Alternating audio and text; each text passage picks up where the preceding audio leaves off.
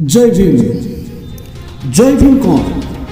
जय भीम गोटे प्रडक्ट ना जय भीम कौन सी व्यक्तिर ना। एभली शब्द कहीं समाज रे समस्त पाखरे घूरी घूरी। आज आम जानिबा जय भीम प्रकृत लोक माने व्यवहार करुछंती कौन। जय भीम एक एभली शब्द जहाँ को शुणिले मरी जाइथिबा व्यक्ति को शरीर मध्य जीवन चली आसे। जय भीम एक एभली शब्द जहाँ को शुणिले कांदुथिबा छुआ मध्य चुप हो जाए। जय भीम एक एभली शब्द जहाँ के शुणिले दुखीर मुहरे मध्य हस फुटी आसे। हाँ फ्रेंड्स, जय भीम एक एभली शब्द जहाँ को शुणिले आकाशर वर्षा मध्य पानी भली टप टप झरी जाए। जय भीम एक एभली शब्द जहाँ कि एक विकलांग को अंग देवारे साहाय्य करे। जय भीम एक एभली शब्द जहाँ कि एक अनाथ को परिवार दे पारे। जय भीम एक एभली शब्द जार बल देखि न पारिबा लोक देखि पारिबो, कहि न पारिबा लोक मध्य दीपद कथा कहि पारिबो। जय भीम यह कौनसी नाम नुह, यह एक आह्वान।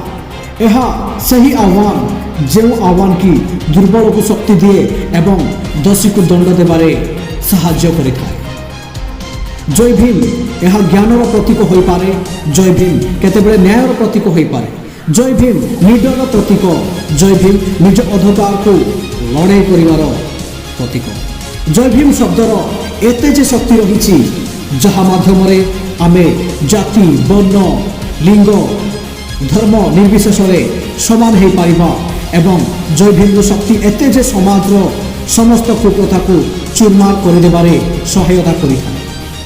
शेष में बंधु माने गोटे कथा कहबी, जय भीम सही लोकंक नाम रे आरंभ जहाँपाई ए समाज लोक माने कहि पारुछंती, पढ़ी पारुछंती, खाई पारुछंती, पिंधि पारुछंती एवं निज स्व इच्छा रे बोली मध्य पारुछंती।